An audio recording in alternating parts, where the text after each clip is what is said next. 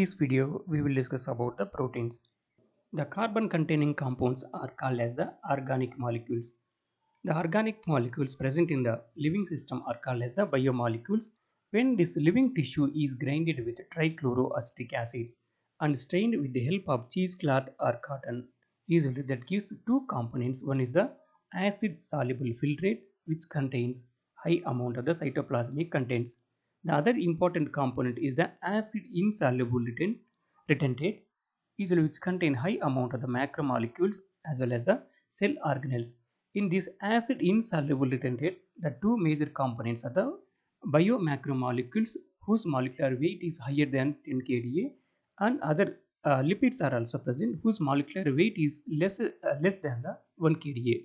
Still, because of its hydrophobic tail regions that leads to the formation of the vesicles that makes the presence of these small lipids are also in the acid insoluble retentate.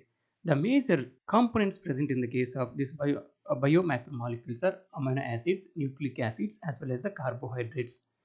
Then now we'll come to the polymers formed by the joining of these amino acids. These amino acids forms the polymer, and that polymer is called as the protein. The characteristic features of these proteins are these are formed due to the polypeptide bonds, and this contains a linear chain of amino acids, as we know that these are linked by the polypeptide bonds. So here in between the amino acids, these polypeptide bonds are formed. These amino acids join together with the help of polypeptide bonds and forms the complex polymer that is called as the protein. Usually, this protein is a heteropolymer. That means more than one type of monomeric units are present in this polymer. Usually, these are not the homopolymers. Homopolymer means which contain only one kind of the repeating unit, that is the monomeric unit.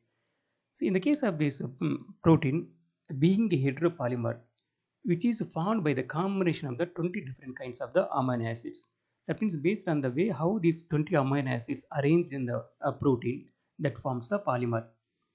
Then, based on the nutritional point of view, these amino acids can be classified as essential amino acids as well as the non-essential amino acids. Essential amino acids, usually these essential amino acids body cannot synthesize from other macromolecules. So, this kind of amino acids which do not synthesized by our body from other raw materials should be present in the or supplied in the dietary protein. So these are essential. These amino acid essentially should be present in the dietary protein. It is not synthesized by our body. Then other type of the amino acids are non-essential amino acids. These non-essential amino acids can be synthesized by our body from the other resources. That's why these no need to be present in our dietary protein. Coming to the abundancy or availability of these proteins, usually the collagen is the most abundant protein present in the case of animal world.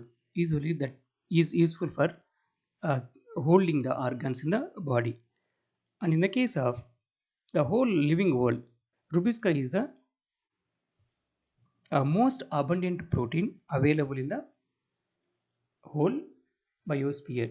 Then coming to the functions of these proteins, the main function of this protein is that is they are involved in the transport. That means they act as the transport proteins in the case of plasma membrane also, and as antibodies they fight against the pathogens, and as the hormones and enzymes they are involved in the different kinds of the metabolic processes. Some of the examples are collagen. This collagen is the intercellular ground substance which keep and hold the organs in the correct position. Trypsin is the enzyme that is useful to digest the proteins, and insulin is the hormone that is useful to convert the glucose into glycogen, and glycogen is stored in the liver as well as the muscle tissue. And as antibodies, these proteins fight against the disease causing organisms, and even these act as proteins act as the receptors. For example, in the case of sensory receptors for smell, taste, and hormone, and etc.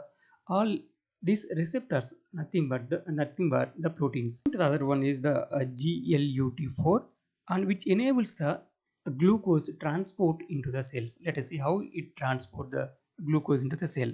The full form of GLUT4 is glucose transporter type 4 receptor. This is the insulin regulated glucose transporter present mainly in the adipose tissue as well as in the striated muscle. That means the skeletal as well as the cardiac muscles. So this glucose transporter type 4 receptor that allows the facilitated diffusion of glucose molecules from bloodstream into the cells. Once the glucose enter into the a cell, that convert into glucose 6 phosphate, and glucose 6 phosphate will not move back into the bloodstream.